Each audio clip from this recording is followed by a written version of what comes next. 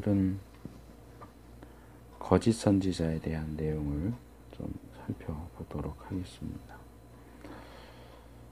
우리가 지난주에 열왕기상 22장에서 시드기야와 미가야에 대한 내용을 살펴봤는데, 아마 그때 이 예레미야 28장에 나오는 하나냐와 예레미야에 대한 얘기도 살짝 했던 것 같아요.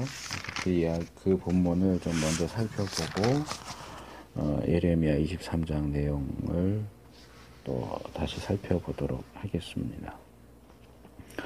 예레미야 28장을 보면 여기 하나냐라고 하는 사람이 나와요.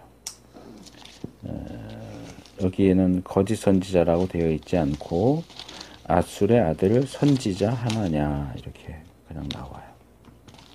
그러니까 우리가 시드기야와 400명의 선지자에 대해서 살펴보면서도 이들이 바알의 선지자, 아세라의 선지자냐 또는 거짓 선지자냐, 자기들이 거짓 예언을 하고 있는 것을 알았느냐 몰랐느냐, 그런 부분에 대해서 잠깐 이야기를 했지만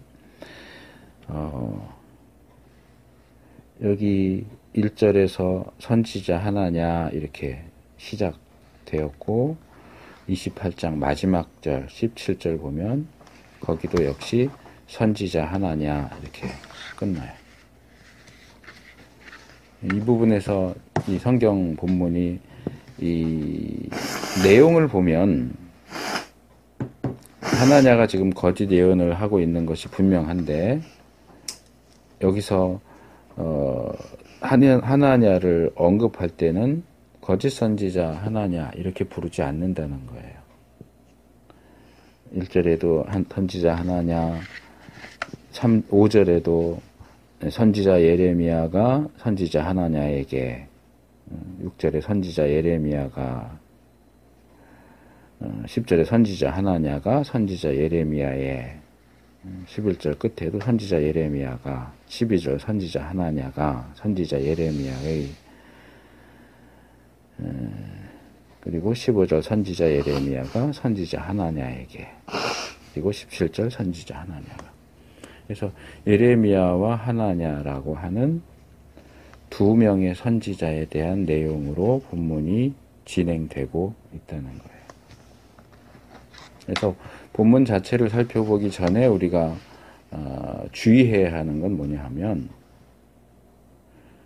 물론 처음부터 거짓 선지자인 사람도 있어요. 그런데 그렇지 않은 사람도 있다는 거예요. 이 본문에 나오는 하나냐라고 하는 선지자는 처음부터 거짓 선지자로 출발했겠느냐? 아닌 것 같아요. 이 하나냐도 다른 때에는 아마 참 선지자로서의 역할을 하지 않았을까. 그런데 본문에서는 하나냐가 거짓 선지자로서 역할을 해요. 그리고 거짓 선지자로서의 역할을 했기 때문에 결론적으로 마지막 절에 선지자 하나냐가 그해 7월에 죽었더라. 이 구약에서는 동일하게 말하는 거예요. 거짓 선지자의 운명이 어떻게 될 것이냐? 죽음이에요. 그러면 어떻게 해서 결국 죽음에까지 이르게 되었을까 하는 내용을 좀 살펴보면, 자, 하나냐가 여호와의 집에서 제사장들과 모든 백성 앞에서 4개의 말을, 그러니까 여기서 나는 예레미야죠.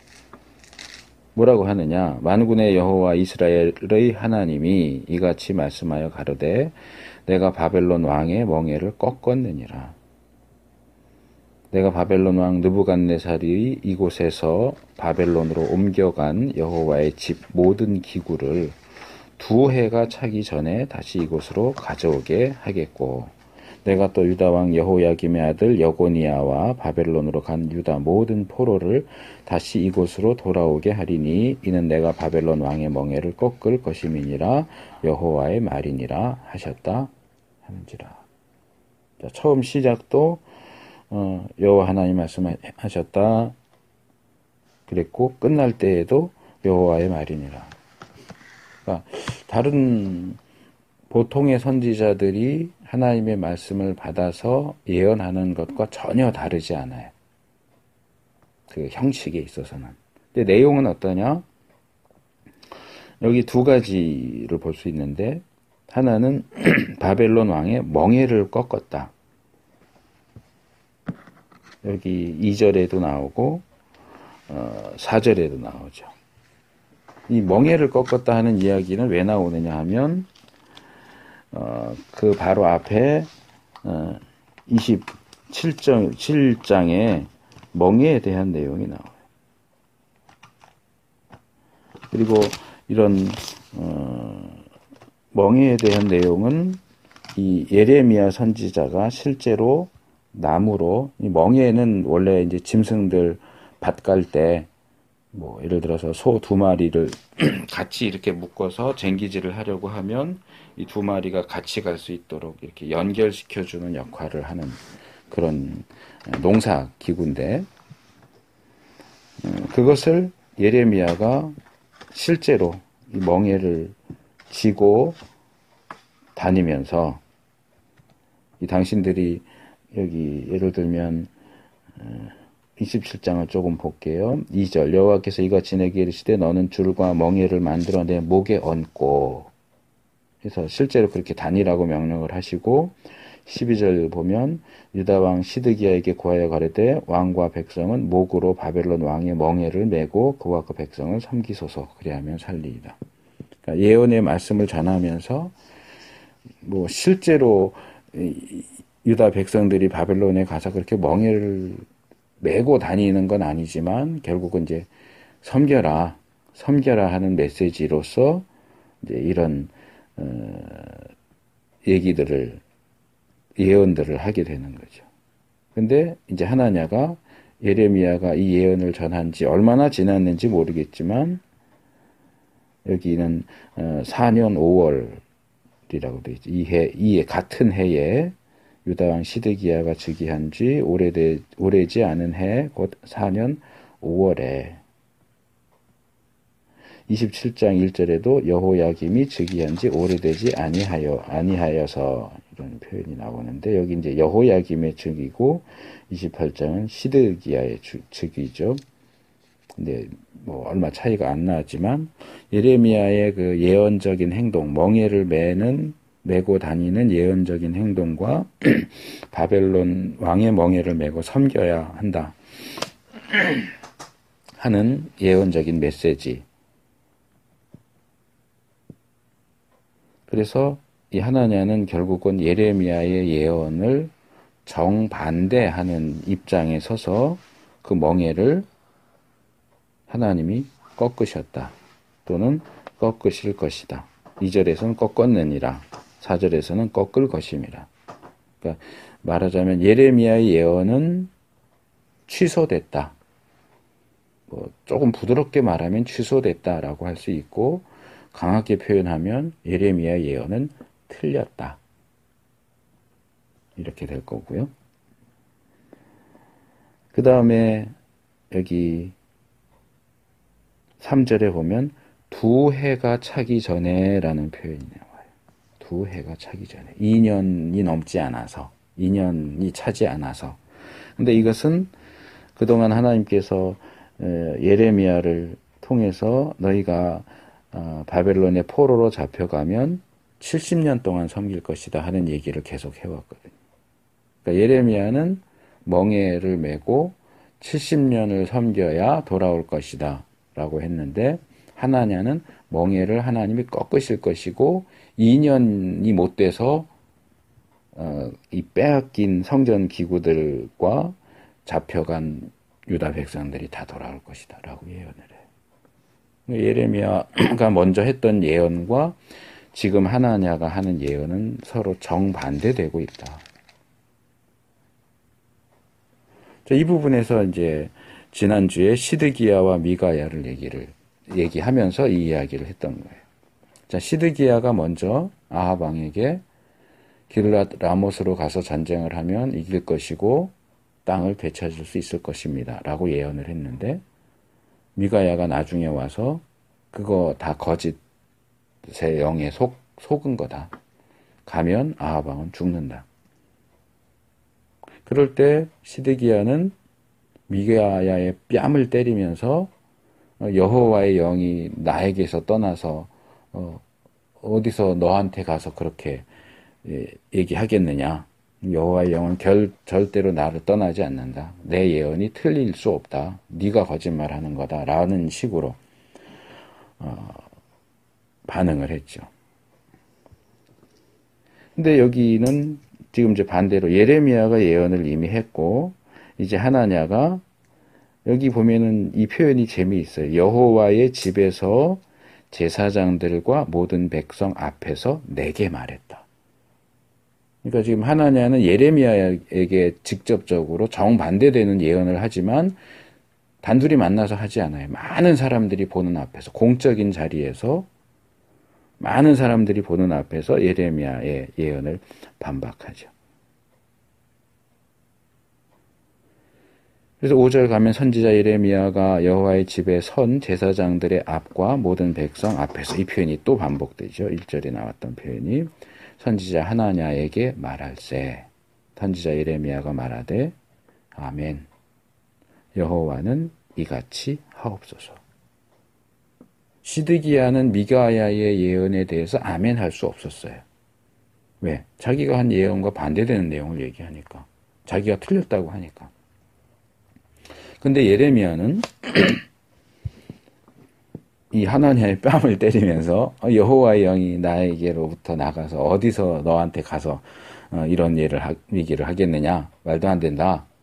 그렇게 반응하지 않고 아멘 해요. 자기의 예언이 잘못됐다고 틀렸다고 예언하는데 거기에 대해서 아멘. 정말 하나님께서 이 말씀대로 하셨으면 좋겠습니다. 그렇게 되기를 원합니다. 근데 그걸로 끝나지 않죠. 이제 7절, 8절, 9절을 보면 그러나 당신이 한 예언이 정말 하나님으로부터 온 말씀이라면 아멘. 정말 그렇게 되기를 바랍니다. 2년도 되기 전에 빼앗긴 성전 기구들과 포로로 잡혀간 백성들이 다 돌아올 수 있게 되기를 원합니다. 나에게는 하나님이 멍에를 매야 한다고 했고 70년을 말씀하셨지만 하나님의 마음이 변해서 멍에를 꺾어야 되겠구나. 2년 이내에 돌려보내야 되겠구나 라고 하셨다면 아멘. 내가 70년을 얘기하고 멍에를 얘기했다고 해서 그걸 고집할 이유는 없다. 하나님이 새로운 예언을 주셨다면 그게 정말 하나님의 말씀이라면 나는 아멘입니다. 그러나 들으라. 나와 너 이전 선지자들이 자고로 여러 나라와 큰 국가들에 대하여 전쟁과 재앙과 연병을 예언하였느니라. 전염병. 평화를 예언하는 선지자는 그 예언자의 말이 응한 후에야 그는 진실로 여호와의 보내신 선지자로 알게 되리라. 일단은 너의 예언에 대해서 내가 아멘 하지만 너의 예언이 진짜인지 가짜인지는 사실 나로서는 알 수가 없다. 너가 2년 이내라고 하니까 2년 이내에 너가 예언하는 내용이 이루어진다면 너의 예언도 참된 것이고 너도 참 선지자이겠지만 그렇지 않다면 너는 거짓 선지자일 것이다. 그 예언이 틀렸을 가능성에 대해서 지적을 하죠. 그러니까 이게 참 선지자와 거짓 선지자의 차이일 수 있어요. 거짓 선지자는 자기의 예언에 대해서 절대적인 신뢰를 가지고 자기 예언과 반대되거나 자기의 예언이 틀렸을 가능성을 언급하는 그런 내용의 예언을 용납하지 못해요. 반면에 참 선지자는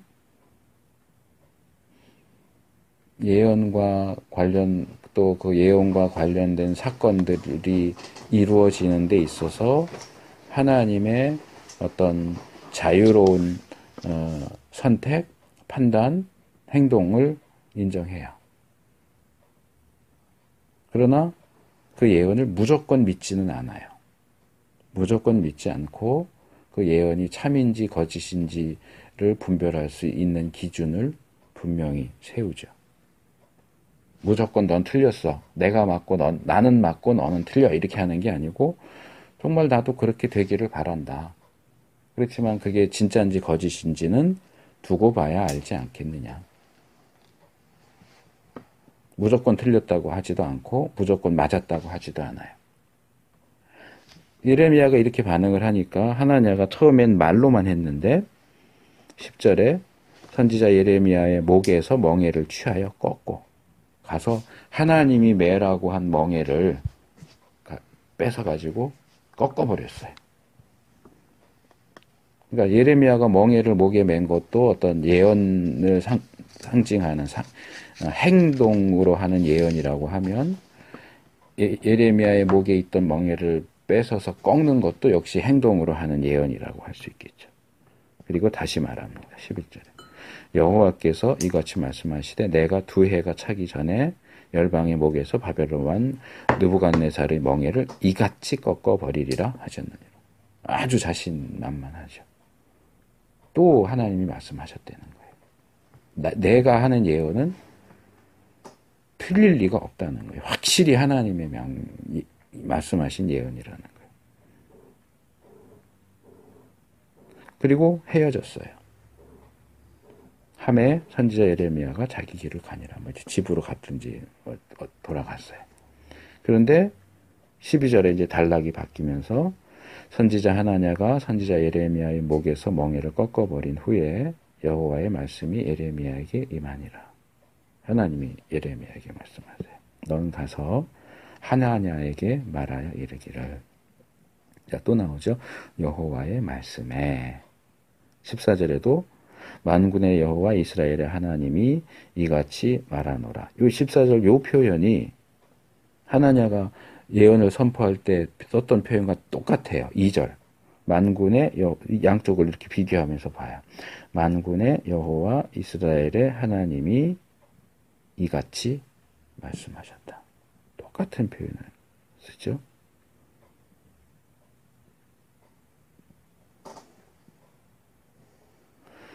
내가 나무 멍에를 꺾었으나 그 대신 쇠 멍에를 만들었느니라. 내가 쇠 멍에로 이 모든 나라의 목에 세워 바벨론 왕 느부갓네살을 섬기게 하였으니 그들이 그를 섬기리라. 내가 들짐승도 그에게 주었느니라. 너가 나무 멍에를 뺏어서 꺾었어. 이번엔 꺾을 수 없게 쇠로 만들었다. 실제로 이제 그렇게 했는지 어쨌는지는 자세하게 안 나오지만 그랬을 가능성이 높죠.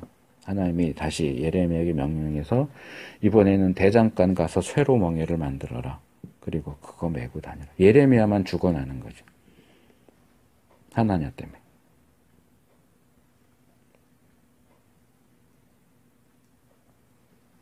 그래서 아마 그렇게 쇠 멍에를 메고서 예레미야가 하나냐를 찾아가서 말합니다. 하나냐여 들으라. 여호와께서 너를 보내지 아니하셨거나. 자, 예레미야가 앞에서는 하나냐의 예언에 대해서 아멘 했어요. 나도 그렇게 되기를 원한다. 하지만 그런 예언은 성취가 돼야 입증이 된다. 이렇게 유보적인 어떤 중도적인 입장을 취했다면 이제 예레미야의 태도는 확실해요. 왜? 하나님이 알려주셨으니까. 하나님의 뜻이 변하지 않았음을 알려주셨으니까. 하나냐의 예언이 하나님의 뜻이 아닌 걸 알았으니까. 그리고 하나님의 말씀이 13절, 14절 두 절만 나오지만 뭐 더 이제 기록은 두 절만 했지만 더 있을 수도 있겠죠. 하나냐를 내가 보낸 게 아니다. 뭐 이런 말씀을 하셨을 수도 있죠. 여호와께서 너를 보내지 아니하셨거늘 내가 이 백성으로 거짓을 믿게 하는도다. 그러므로 여호와께서 말씀하시되 내가 너를, 이 하나냐에 대한 말씀인데 13절 14절에는 안 나오죠. 그러니까 하나님이 더 많은 내용을 하셨는데 필요한 것들만 기록을 한 것 같아요. 내가 너를 지면에서 제하리니 내가 여호와께 패역하는 말을 하였습니다. 금년에 죽으리라 하셨느니라. 이게 어떻게 보면 굉장히 무모한 예언일 수 있어요. 한 사람이 다른 사람에 대해서 너 올해 안에 죽어 이런 예언을 한다는 거는 정말 조심해야 되는 거고 이런 예언은 함부로 하면 안 되는 거죠. 그럼에도 불구하고 예레미야는 지금 하나냐에게 이 예언의 말씀을 전해요. 왜요? 이건 하나님이 하신 말씀.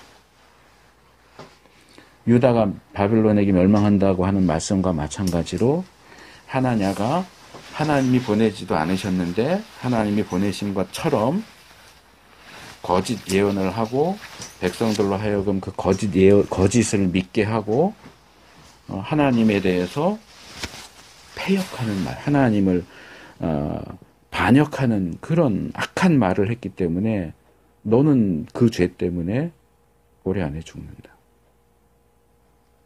근데 이 경우도 마찬가지겠죠. 그러면 예레미야가 예언한 대로 이루어져야 그 예언의 말씀이 정말 하나님으로부터 온 것이라는 것을 알게 될 텐데 그래서 마지막 17절에 그해 7월에 죽었더라. 하나냐가 처음 예레미야에게 이 거짓 예언을 했던 것은 5월이고 5월. 그리고 거짓 예언 때문에 죽은 거는 7월이고 2달. 그러니까 이건 뭐예요? 그해 7월에 죽었다라는 예레미야의 예언이 참 예언이다. 예레미야가 참 선지자다. 하나냐의 예언은 거짓 예언이고 하나냐는 거짓 선지자였다라는 것을 확실히 증명해 주는 사건이라고 말할 수 있겠죠.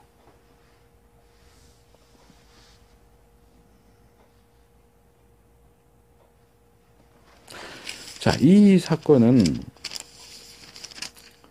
성경에 나오는 몇몇 그 거짓 선지자, 실제 거짓 선지자에 대한 이야기, 이제 좀 이따 살펴볼 아까 잠깐 읽은 23장에 나오는 내용은 거짓 선지자에 대한 메시지예요. 실제 사건은 아니에요. 물론 실제 사건을 염두에 두고 이야기하는 내용이지만 그것은 거짓 선지자에 대한 메시지라면 이 사건은 거짓 선지자, 실제 거짓 선지자에게 어떤 일이 일어났는가에 대한 실제 이야기죠.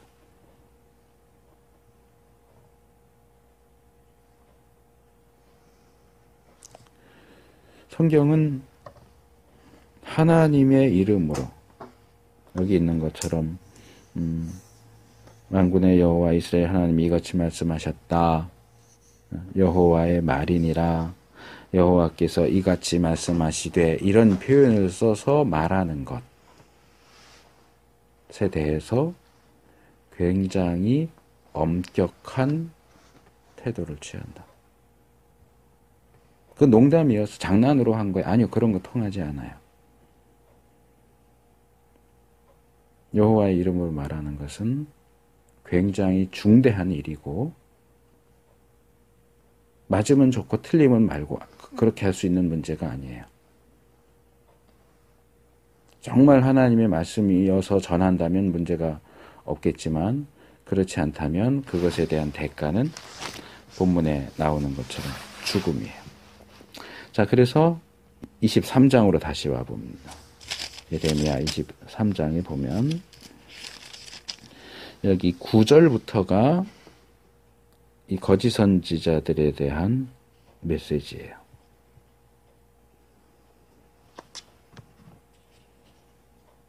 선지자들에 대한 말씀이라 내 중심이 상하며, 여기서 나는 예레미야인 것 같아요.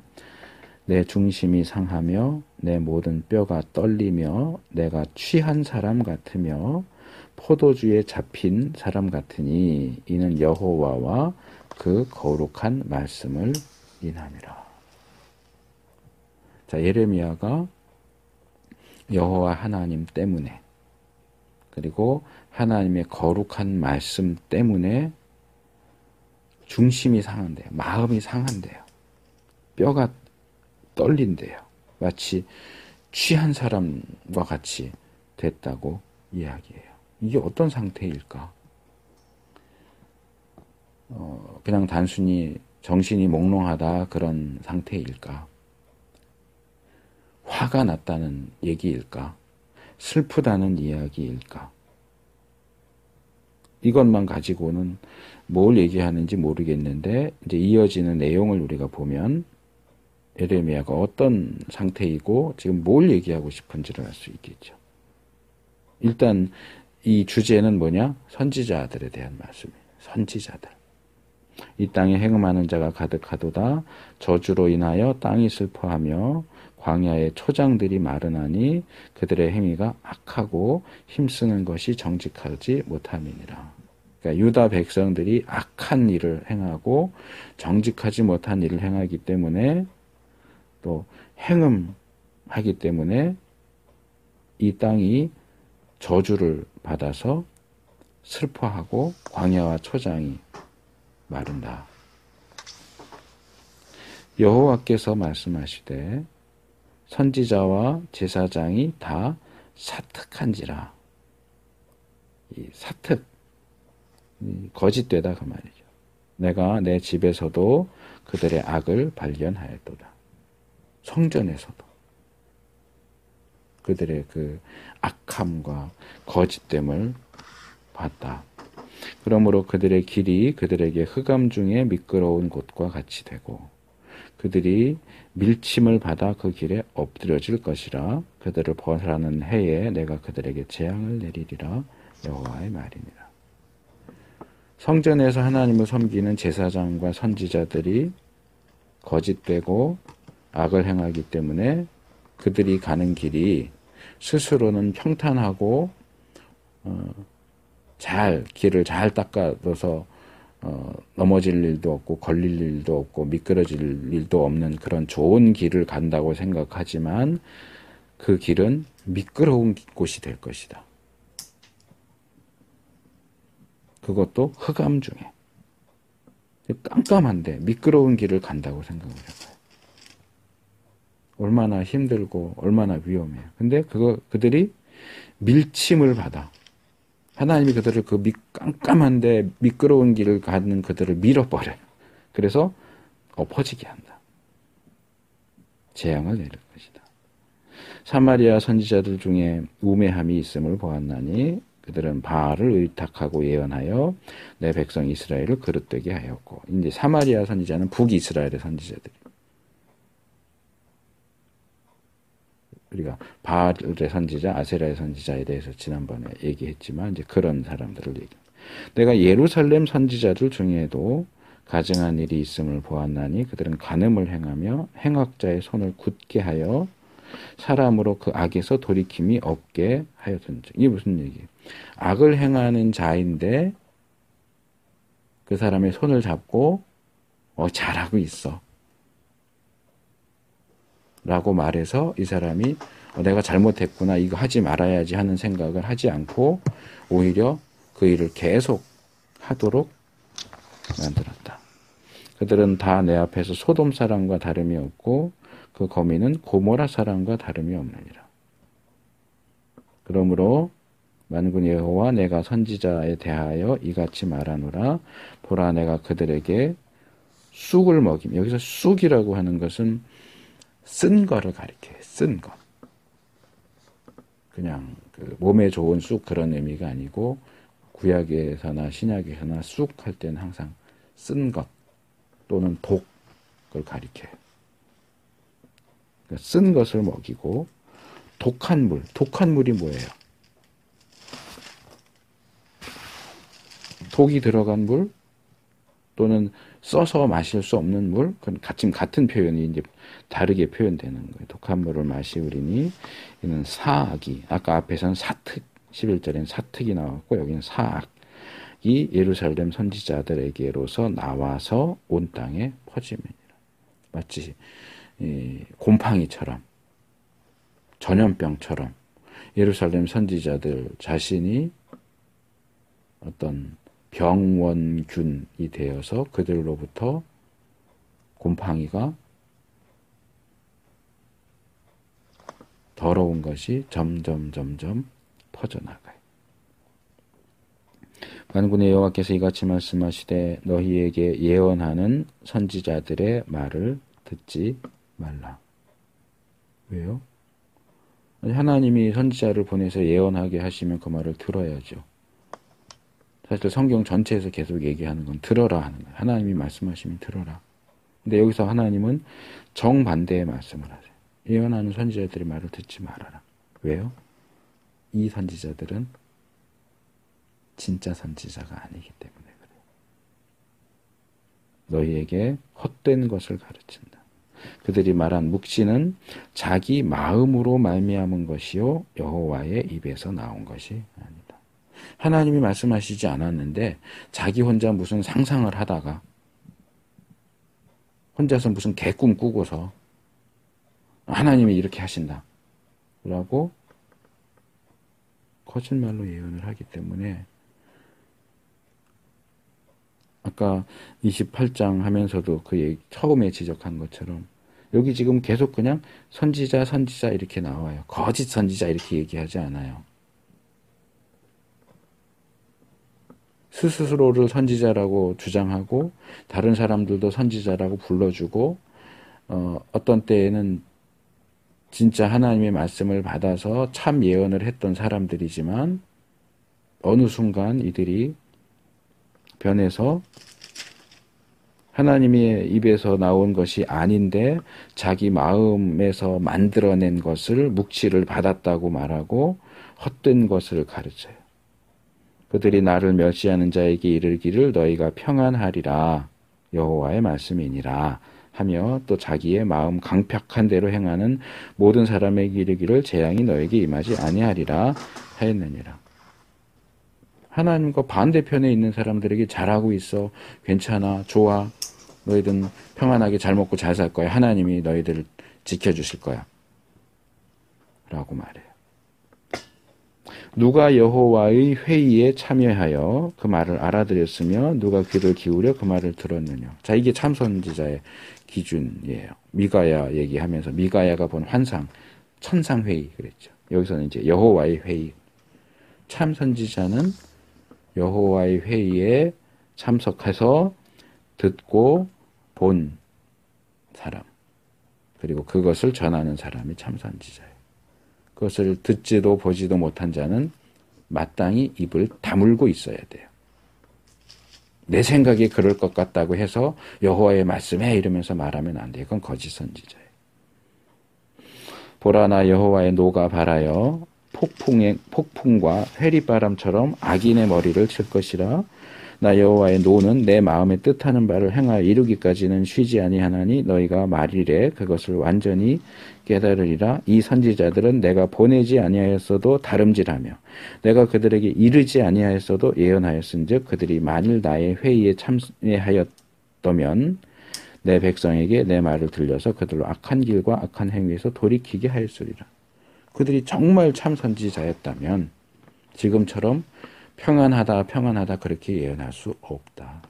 악을 행하고 멸망을 향해서 달려가는 자들에게 잘 먹고 잘 살 거야, 잘하고 있어라고 말하지 않을 거다. 그들의 잘못을 지적하고 돌이키라고 회개하라고 얘기할 것이고 하나님 앞으로 어떻게든 이끌어 오려고 하지 지금처럼 그렇게 할 수가 없다. 나 여호와가 말하노라 나는 가까운데 하나님이요 먼데 하나님은 아니냐. 나 여호와가 말하노라 사람이 내게 보이지 않으려 누가 자기를 은밀한 곳에 숨길 수 있겠느냐. 나 여호와가 말하노라 나는 천지에 충만하지 아니하냐. 이 얘기는 좀 지금 진행되는 이야기하고 안 맞는 것처럼 보여요. 하나님이 말하자면 전제하신 분이고 편제하시는 분이다 하는 얘기인데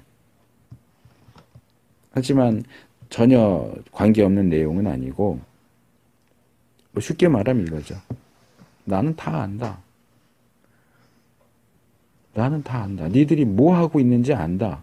숨어서 한다고 생각할지 모르지만 너희가 엉뚱한 사람들 붙잡아 놓고 죽을 죄인에게 잘하고 있다고 말하고 하나님의 뜻을 행하는 자는 넌 그러면 죽는다라고 말하고 평화가 없는데 평화라고 말하고 그렇게 하는 거 내가 다 안다. 내 이름으로 거짓을 예언하는 선지자들의 말에 내가 몽사를 얻었다. 이 몽사를 얻었다는 건 꿈꿨다. 그 말이야. 꿈꿨다. 내가 꿈꿔서 알았다. 몽사를 얻었다 함을 내가 들었노라. 거짓을 예언하는 선지자들이 언제까지 이 마음을 품겠느냐? 그들은 그 마음에 간교한 것을 예언하느니라. 그들이 서로 몽사를 말하니 그 생각인즉 그들의 열조가 바알로 인하여 내 이름을 잊어버린 것 같이 내 백성으로 내 이름을 잊게 하려 함이노라.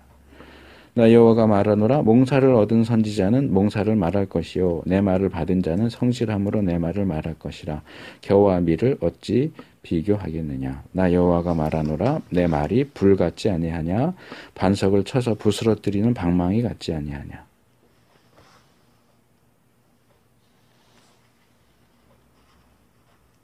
이거죠.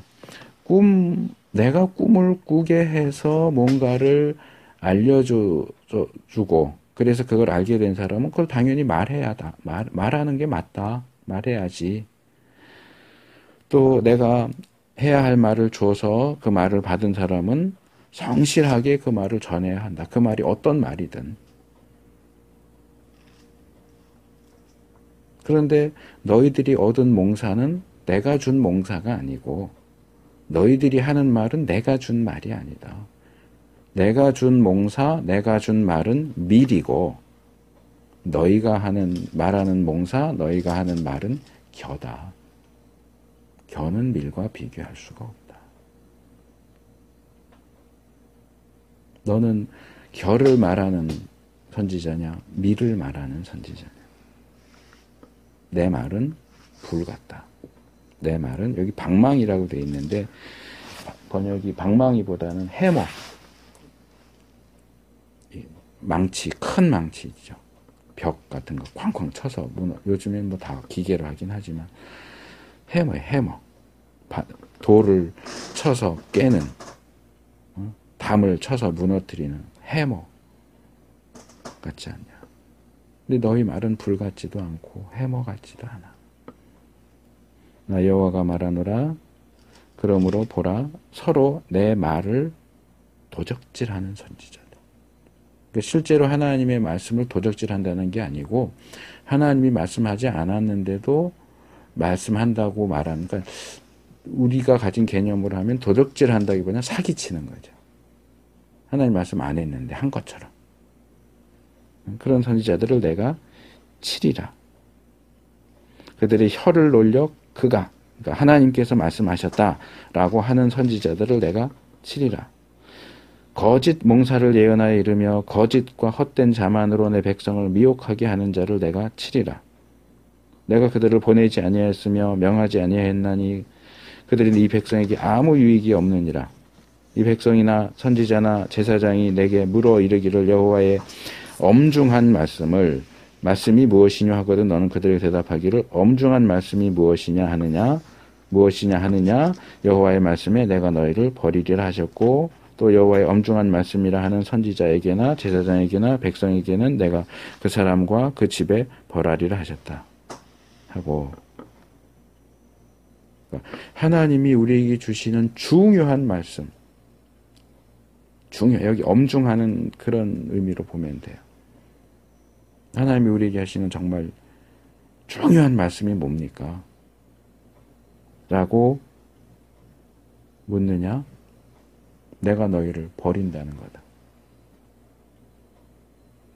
너와 너의 집을 벌할 거다 하는 것이 내가 너에게 하는 엄중한 말씀입니다. 서로 이웃과 형제에게 묻기를 여호와께서 무엇이라 응답하셨으며 무엇이라 말씀하셨느냐 하고 다시는 여호와의 엄중한 말씀이라 말하지 말라. 각 사람의 말이 자기에게 중벌이 되리니 이는 너희가 사시는 하나님 만군의 여호와 우리 하나님의 말씀을 망령되이 씀이니라.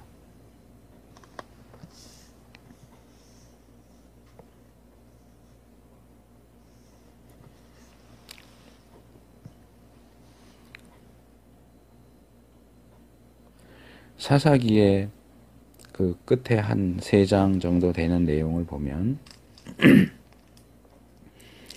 이제 사사들의 이야기가 다 끝나고 이제 삼손 이야기로 사사에 대한 내용이 끝나고 이제 미가라는 사람에 대한 이야기, 그러니까 미가가 우상 숭배하는 미가의 우상 숭배에 대한 내용, 그 다음에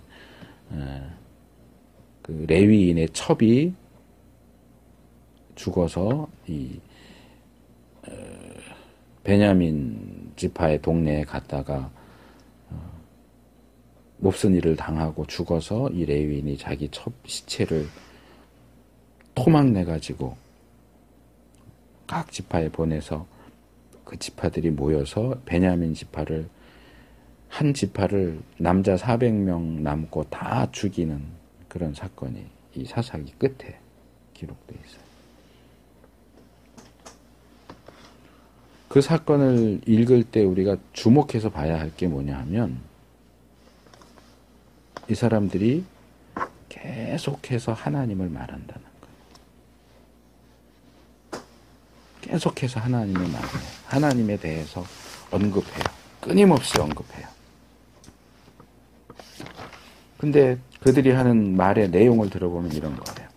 예를 들면 17장부터인데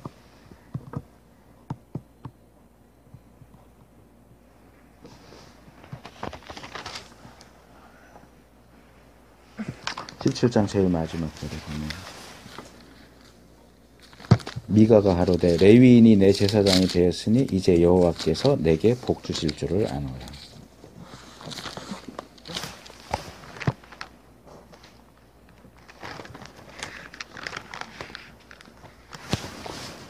그 앞에 17장 3절 내가 내 아들을 위하여 한 신상을 새기며 한 신상을 부어 만들 차로 내 손에서 이 은을 여호와께 거룩히 드리노라.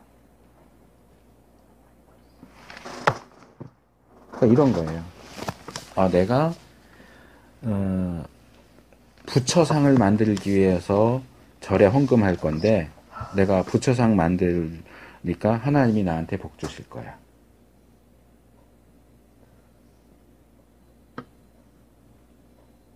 내가 개인적으로 목사를 불러서 내 개인 목사를 이거 금지된 건데 구약에서 금지된 건데 내 개인 목사를 삼았으니까 하나님이 나한테 복 주실 거야.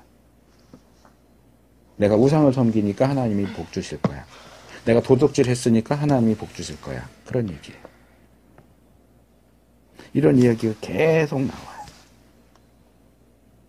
그리고 이 이야기들이 소개되면서 반복되는 표현이 나오죠. 그때는 이스라엘에 왕이 없으므로 사람마다 자기 소견에 옳은 대로 행하였더라. 미가의 어머니도 그냥 자기 생각이 옳다고 생각하는 행동을 하고 말을 해요. 내가 우상 만들기 위해서 하나님께 헌금할 거야.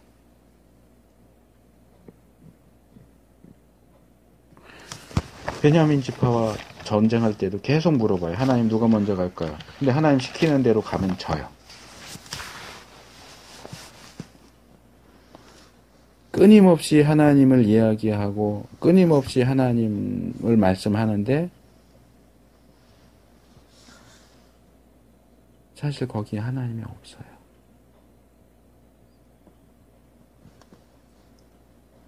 중요한 건 우리가 우리 자신에 대해서 나는 하나님을 믿어 라고 고백하는 게 중요한 게 아니에요. 하나님을 말하는 게 중요한 게 아니에요.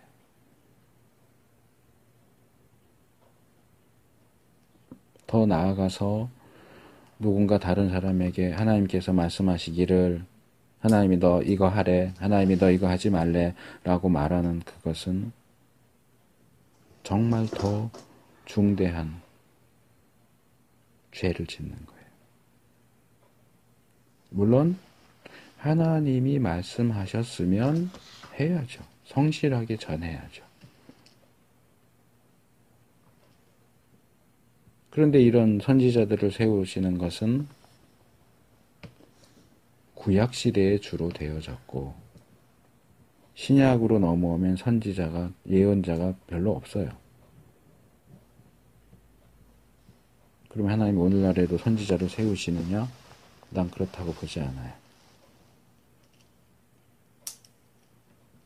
구약시대와 신약시대를 거치면서 66권의 성경이 완성됐고, 계시록 끝에서 이 말씀에 무엇을 더하지도 말고 빼지도 말라고 선언된 이후로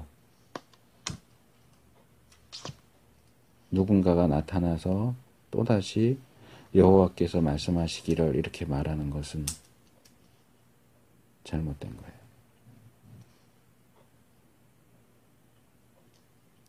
뭐 세계적으로 유명한 목사가, 세계적으로 유명한 예언가가 선지자라고 많이 부르는데, 오늘날 그런 사람들은 선지자라고 부르는 것 자체가 비성경적인 거고, 그런 사람들이 뭔가를 얘기했다고 해서 뭐 마지막 때 한국이 크게 쓰임받은, 그런 예언이 왜 받아들여져야 되고 왜 박수를 받아야 되는지 이해를 할 수가 없어요. 이미 이 세상 끝까지 모든 것들이 성경에 예언되어 있는데 왜 또 다른 예언을 자꾸 찾아요?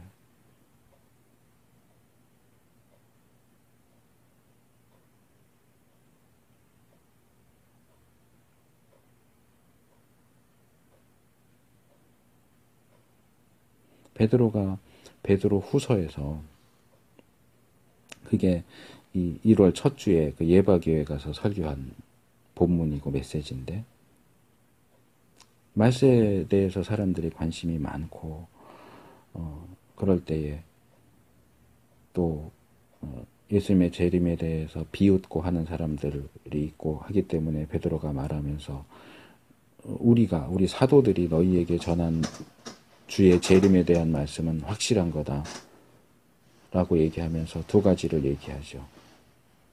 하나는 변화산 사건이에요. 주의 영광을 친히 본 우리가 전한 말씀이 공교하게 꾸며낸 얘기이겠느냐. 근데 베드로는 자기의 체험보다 더 앞세우는 게 있어요. 그러나 그거보다 더 확실한 예언이 우리에게 있다. 구약에 예언된 말씀. 내 체험보다 베드로의 체험은 가짜가 아니죠. 진짜죠. 근데 베드로가 진짜로 체험한 그 체험보다 더 중요하고 더 엄중하고 더 가치를 두어야 하는 것이 있는데 기록된 말씀입니다.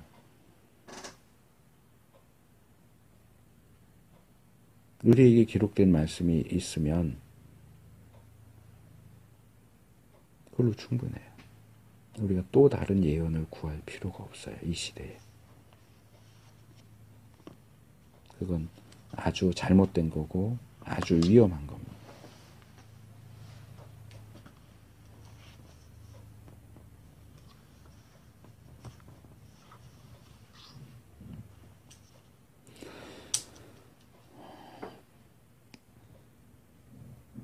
원래는 에스겔 본문까지 하려고 그랬는데 에스겔 본문은 다음 주에 나누기로 하고,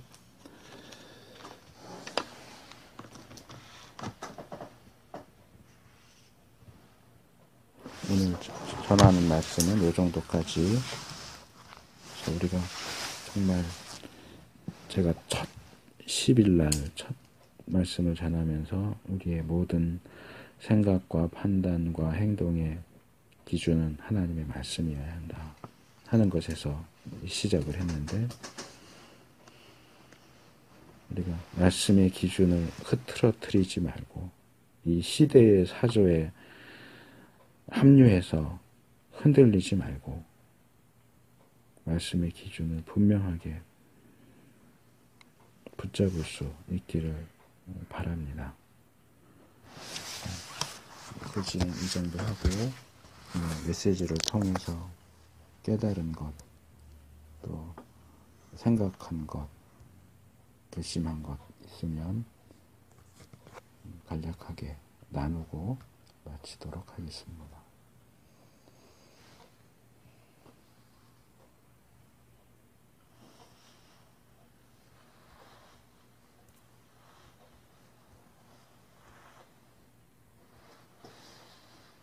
누가 먼저 하실래요?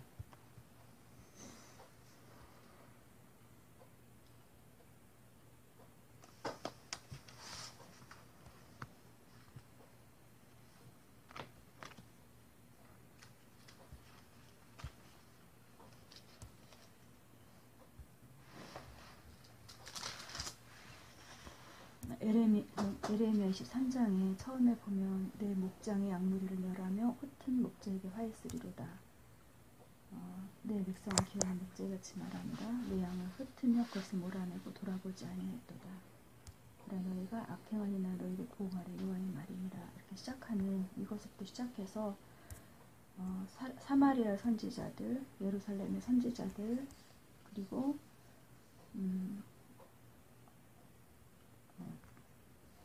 에레미야에게 선지자들에 대하여 하나님이 말씀하시는 사마리아 선지자들과 예루살렘에 있는 선지자들에게 대하여 정확하게 무엇 때문에 그들이 거짓 선지자고 내가 보내지 않았고 그들이 여호와의 회의도 참여한 자들이 아니라는 것들을 말씀하시는 그 큰 줄기, 그러니까 큰 주제가 있는데 그게 정확하게 말씀하시기를 그들의 목장의 양무리와 관계 있고 하나님의 백성과 관계 있고 그리고 관계 있는 것을 이 말씀에 쭉 보면은 이렇게 이게 알 수 있었고 그 말씀 중에 분명하게 말씀하시는 것은 사마리아의 선지자들은 바알을 의탁하여 예언했고 예루살렘의 선지자들은 가증한 일이 있는데 그들이 간음하고 그다음에 하나씩 손을 들어주고 그다음에 마치 결국 그 소돔과 고모라 같이 돼버린 그 백성들과 그들이 무관하지 않다라는 것. 그래서 여기 말씀에 보면은 이 본문 말씀에서 제가 주목하고 봤던 것이 있었는데 그게 뭐냐면 설교 말씀과 함께 연결해서 본 것이 뭐였냐면 그들이 하나님의 택하신 백성들에게 32절에 보면 그 말씀이 있는데 그들이 이 백성에게 아무 유익이 없느니라. 왜냐면은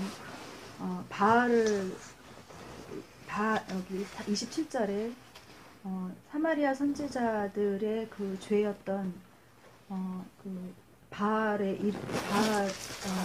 그 13절에 바알을 의탁하여 예언하였다라는 것과 연결해서 27절에는 바알로 인하여 내 이름을 잊어버린 것 같이 열조들 잃어버린 것 같이 내 백성으로 내 이름 잊어버리게 한 것이 사마리아 선지자들의 죄고 또 그리고 또 예루살렘 선지자들 같은 경우는 악하고 그 죄인들의 손을 들어주고 이렇게 해서 마치 온 세상이 나의 백성들이 소돔과 고모라의 백성들처럼 만들어버리는 이런 상황들에 대하여 하나님의 말씀이란 하나님의 선지자라면 그 시대에 정확하게 이것이 죄고 너희들이 하나님께로 돌아와야 된다. 그리고 하나님의 엄중한 심판이 있을 것이다 라는 것을 말해서 그들을 돌이키게 해서 하나님의 백성으로 말미암아 유익하게 해야 되는데 그러지 못한 것에 대한 그 내용인 것을 이렇게 쭉 보면서 알 수 있었고 그래서 저는 제가 봤던 그런 말씀의 포커스는 어떤 걸로 받게 됐냐면 누가 거짓 선지자고 누가 참 선지자인가가 초점이라기보다는 제가 적용할 때 저의 적용이니까 정말 이 시대에 하나님의 백성에게 정말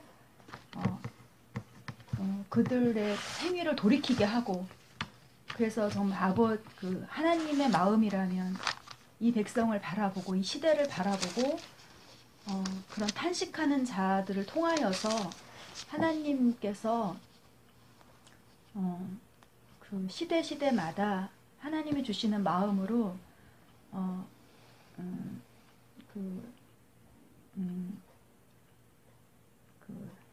하나님의 마음과 하나님의 그 기록된 말씀 안에서 이런 것처럼 우리도 지금 이러고 있다라고 말할 수 있는, 그래서 우리가 돌이켜야 된다라고 말할 수 있는 그런 주의 종들이, 그리고 하나님의 사람들이 지금 너무나 필요한 때라는 것을 알 수 있는 것 같아요. 그래서 이슬람과 실제적으로 그냥 이렇게 막연한 게 아니라 실제적으로 이슬람의 그 악한 세력들, 그리고 교회에서 일어나고 있는 만연한 죄악들, 또 그리고 이 세상이 지금 뉴스에 계속 보면 아버지가 아이를 죽이고 또 연인이 같이 있다가 죽여서 시체를 가방 속에 버리고, 또 모텔에 같이 있다가 밀쳐내고 엄마가 또 애를 죽이고, 이런 만연한 이런 현실적인 것과 우리의 신앙이 동떨어지면 안 되고, 그리고 그럴 때 우리는 어떻게 해야 되는지, 그리고 그 죄가 우리 집에는 없는지, 내게는 없는지, 그것이 저에게는 더 중요했던 것 같아요. 그래서 정말 그 엄중한 하나님의 말씀 속에서 누가 거짓말을 하고 누가 진실을 말하고, 이것도 중요하고 그걸 분별하는 것도 중요하고, 그러지 않도록 또 해야 되지만, 이 시대를 향한 정말 하나님의 자녀일진데, 내가 하나님의 자녀일진데 내가 꼭 그렇게 말하는 사람들에게 보다도 그것도 중요하고 그것도 해야 되지만, 내가 우리 집이 어떤지, 이 음란한 세대 소돔과 고모라와 같다라고 하는 것이 우리 집에는 없는지, 또 바알을 의탁하여 예언하고 말하는 것처럼 우리는 그렇게 하는 게 없는지를, 나는 그렇게 하는 게 없는지를 보고, 내가 진아와 진경이를 죽여서 그러지는 않았지만, 또 그러니까 그런 어떤 그 낙심하게 하거나 또 주의 훈계와 교양이 아닌 다른 것으로 아이들을 낭만케 하지 않았나. 내가 요즘에 그런 걸 많이 돌아보고 있는데, 또 어떻게 가정을 세우고 어떻게 집을 지킬 것인가. 제가 말한 대로 2016년에는 그런 것에 초점을 맞추기로 했는데, 그럼으로 인하여 내가 하나님이 싫어하는 것에서부터 떠나서 내가 하나님의 백성으로 어떻게 유익한 자가 되는지가 저의 포커스여서 그렇게 말씀을 또 제가 또 적용하게 됐습니다. 그래서 하나님이 원하시는 것은 누가 뭐를 하고 그것도 중요하지만, 내 백성, 내가 유익하기를 바라고, 정말로 이 시대를 향하여 이것을 현실적인 것들을 바라보고, 그렇게 하지 않으면 우리 믿음이 정말 현실성이 없는, 그래서 그러니까 경건의 능력이 나타나는 거는 삶에서인데, 내 마음에서고, 내 마음의 싸움에서고, 내 삶의 현실이고, 시간 속에서 하는 건데, 그것과 무관할까봐 저는 두려워서 말씀을 이렇게 곰곰이 같이 봤습니다.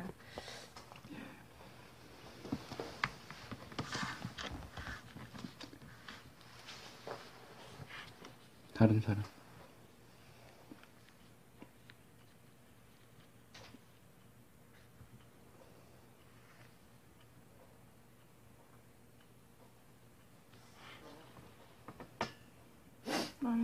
나는 설교 들으면서 예전에 천안에는 교회에서 아빠가 설교했던 거랑 같은 맥락의 설교인 것 같아서, 그냥 그때도 결심 비슷하게 했던, 다른 것보다 성경책을 내가 더 많이 읽고 더 정확하게 읽어야겠다는 생각을 했어요. 예언자들에 대해서 그러니까 설교를 한 이유가,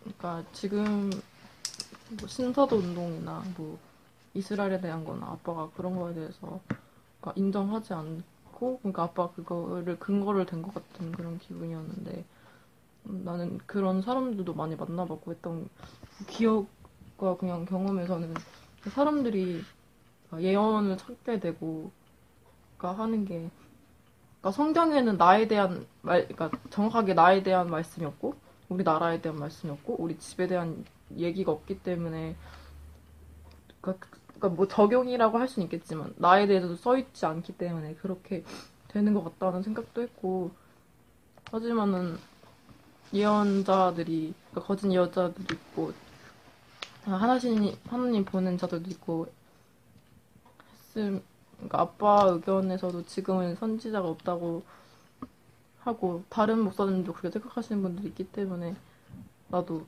정말 내가 성경책에서 먼저 찾고 그런 내 상황에서 비교해서 적용하고 나도 성경책을 좀 많이 읽고 내가 예언에 대해서 보고 내가 느낀 점이나 그냥 느낀 점으로만 얘기하는 게 아니라 성경에서 좀 근거를 나도 찾고 싶다 이런 생각을 했어.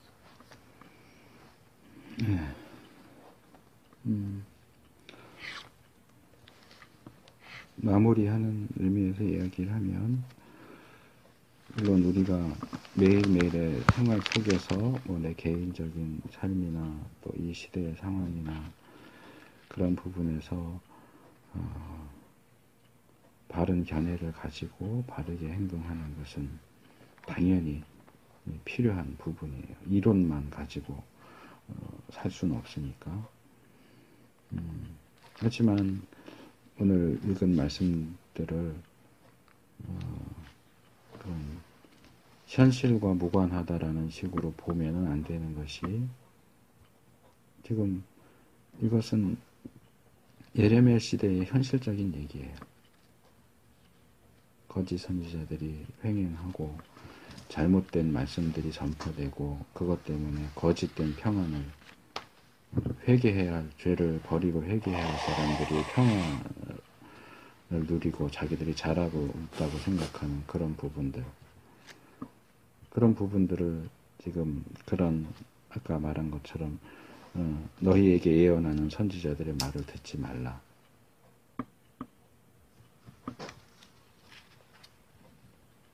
이 현실에 대해서는 얘기 안 하고 어떤 그런 뭐 누가 진짜냐 가짜냐 그런 것만 얘기하느냐 그거 아니에요. 사람은 자기가 듣기 좋은 얘기하는 사람을 따라가게 돼 있어요.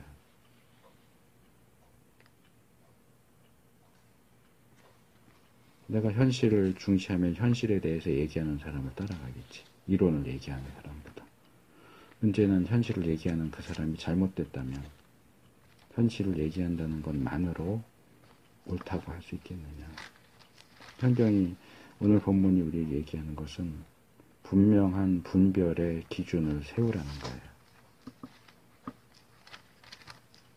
물론 이 시대에는 나는 목사들이 그 일을 해야죠. 평화롭다고 할 게 아니고 죄를 지었으면 죄에 대해서 지적하고 돌이키게 하는 일을 목사가 해야죠. 근데 많은 교회들과 목사들이 그 일들을 제대로 못한다고 해서 따로 선지자를 찾아가야 되느냐? 그건 아니라는 거예요. 목사들이 말씀을 바르게 분별하고 바르게 가르치도록 위해서 기도하고 해야지 딴 데 찾아가는 거는 그건 아니라는 거지. 그래서 단순히 누가 진짜고 누가 가짜냐 이것이 아니고 정말 우리가 어떤 것을 받아들일 수 있고 어떤 것은 받아들이면 안 되는지 우리의 판단의 기준이 시대의 흐름, 많은 사람들이 환호하는 그런 것들을 쫓아가는 것이 아니라 성경이 분명하게 그 기준을 제시하고 있는데 그 기준과 그 제시하는 말을 따라가야지. 이게 지금 주제가 거기인데 그 부분에 대해서 초점을 맞춰서 봐야지.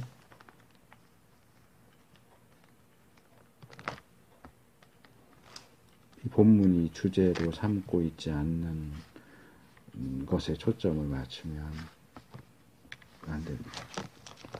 물론 뭐 지금 얘기한 것처럼 이 백성에게 유익이 없다, 뭐 바알로 인하여 하나님의 이름을 잊어버린다, 뭐 이런 표현들이 이 시대에 분명히 적용할 수 있는 부분이 있는 건 확실해요. 근데 이 23장 전체의 메시지는 지금 거짓 선지자들에 대해서 우리가 추종하지 말아야 한다는 메시지이기 때문에 거기에 초점을 맞춰야 한다는 거죠. 그래서 이 시대에 잘못된 가르침들이 굉장히 많아요. 그래서 우리가 그런 것들을 그냥 내 생각에 옳은 것 같다고 해서 따를 것이 아니라 분명한 성경적인 기준에 의해서 분별해 보고 판단하고 그렇게 할 수 있으면 좋겠다 하는 것이 오늘 드린 말씀의 주요 요지이고요. 자, 이제 같이 합심해서 기도하고 예배를 마치도록 하겠습니다.